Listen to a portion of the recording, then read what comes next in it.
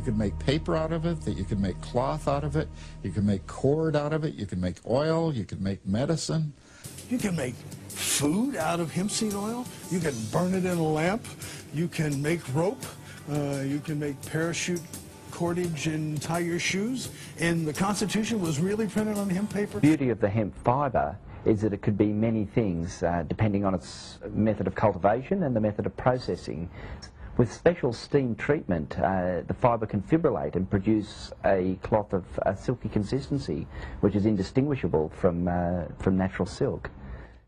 For over 10,000 years, hemp was undeniably our most useful plant. Our ancestors depended on hemp's exceptionally strong fiber, cellulose-rich pulp, and highly nutritious seeds. The plant was cultivated and used throughout history for food, clothing, fuel and medicine, as well as for sails, rope, shelter, and paper. For centuries prior to about 1850, all the ships that sailed the western seas were rigged with hempen rope and sails. A 44-gun frigate took over 60 tons of hemp for rigging, including an anchor cable 25 inches in circumference. Amongst the thousands of products made from hemp, one of the most extraordinary is Henry Ford's plastic car. Built in 1941, it contained cellulose fibers derived from hemp, sisal, and wheat straw. The plastic was lighter than steel, yet could withstand 10 times the impact without denting. Ci sono circa 5.000 articoli diversi che possono essere prodotti oggi con la canapa.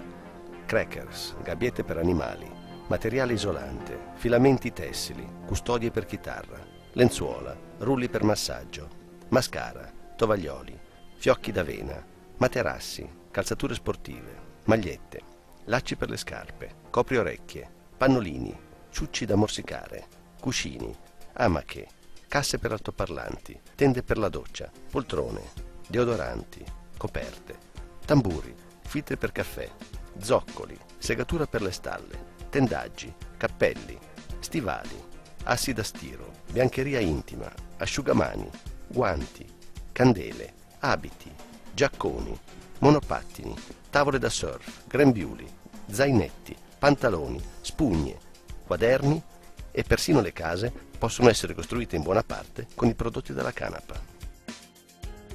Popular Mechanics magazine recognized the potential bonanza for American farmers and entrepreneurs. This article heralded a machine that could process hemp quickly and cheaply for the first time in history. C'era però un problema.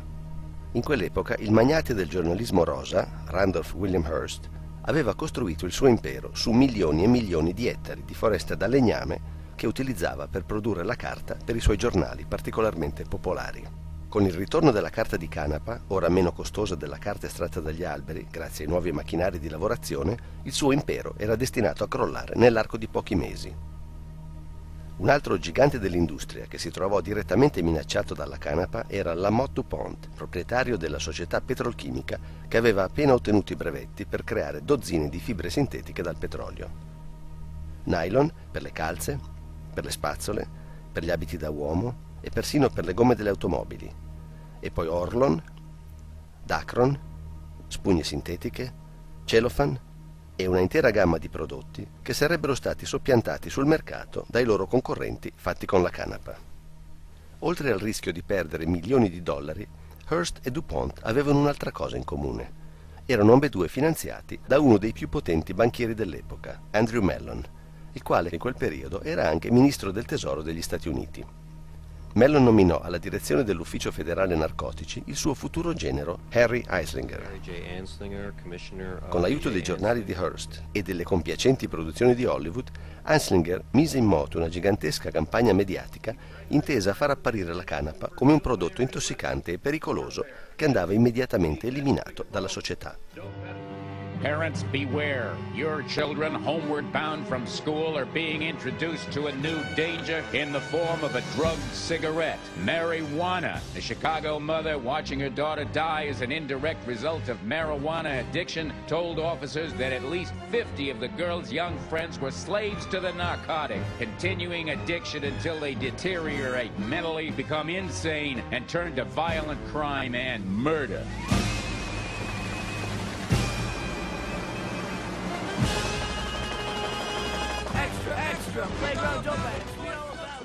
Marijuana, the dried leaves and flowers of the Indian hempweed, is used in the form of a cigarette.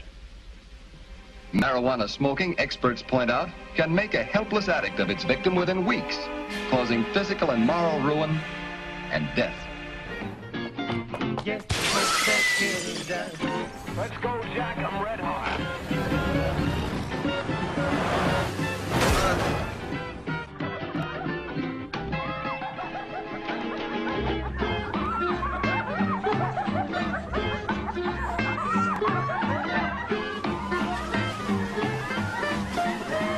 Should you ever be confronted with the temptation of taking that first puff of a marijuana cigarette, don't do it.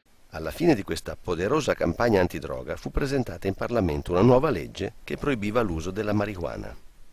Nonostante il composto psicotropico chiamato THC si trovi solo nel fiore e nella foglia della canapa, Anslinger riuscì a far proibire l'intera coltivazione della pianta in tutta America. La maggior parte dei senatori e deputati che approvarono la legge, infatti, non sapeva nemmeno che marijuana e canapa fossero la stessa cosa. Without any public debate, scientific inquiry, or political objection, the Marijuana Tax Act was signed into law by President Roosevelt. La guerra alla canapa era ufficialmente iniziata. Ci furono dozzine e dozzine di arresti clamorosi che lo stesso Hearst si preoccupava di far conoscere a tutta la nazione. Dopo la guerra, gli Stati Uniti iniziarono a fare pressione su tutti i paesi che ancora producevano canapa e per la fine degli anni 50 riuscirono a far rendere illegale la pianta praticamente in tutto il mondo. Questo fece un grande regalo alle industrie della carta e del settore petrolchimico, ma regalò anche a noi il disastro ecologico a cui assistiamo oggi. Inquinamento atmosferico, inquinamento chimico e ambientale, deforestazione selvaggia, estinzione delle razze animali, aumento del riscaldamento globale. Virtually everything now made from trees and petroleum could instead be made from hemp. Not another single tree would ever have to be cut down to make paper. Clean burning fuel would now be made from the biomass of the abundant hemp plant. This new fuel would run cars, factories, power plants, and would even provide heat for our homes. Hemp could be grown and processed into cloth and paper with only a fraction of the toxic chemicals used in processing cotton and trees. Sfortunatamente, insieme alla canapa, abbiamo anche perduto uno dei più importanti medicinali mai conosciuti dalla storia umana. Cannabis has been used medically since the year 2800 BC, when Emperor Shen Nung founded the science of Chinese medicine. Wounds sustained in battle were bandaged in cannabis leaves. Marijuana was found in a 1600-year-old skeleton of a woman giving birth near Jerusalem. Medical literature of the time indicates that marijuana had the power to increase the force of uterine contractions and to provide a significant reduction of labour pain. References to marijuana are also recorded in Egyptian, Assyrian, Greek and Roman writing from the same era. On the Indian subcontinent, marijuana is found in many preparations in ancient Ayurvedic medicine and is still widely used today. Alla fine del XIX secolo, più del 30% delle medicine disponibili in America conteneva cannabis. Le sue qualità terapeutiche sono quasi quanti i prodotti diversi che si possono estrarre dalla canapa. Prevenzione di nausea e vomito causati dalla chemioterapia, anoressia, dolori causati dai tumori, danni alla spina dorsale, glaucoma, debolezza muscolare. In 1972, the US Drug Enforcement Administration's senior judge, Judge Francis Young, commenced hearings on marijuana. He came up with a 60-odd page opinion saying marijuana is probably the safest drug in the pharmacopoeia, and it certainly has medical utility. Cannabis has also been proven to be of therapeutic value in the treatment of AIDS, multiple sclerosis, paraplegia and quadriplegia, asthma, epilepsy, pain relief, and other ailments. It has also been used as a topical antibiotic and analgesic. Today, doctors across the whole world are asking for the right to use cannabis as a treatment for pain, especially for cancer and AIDS. Marijuana is much less dangerous than many other substances in less restrictive schedules like morphine and cocaine, not to mention the unscheduled legal mass killers, tobacco and alcohol. Of course, marijuana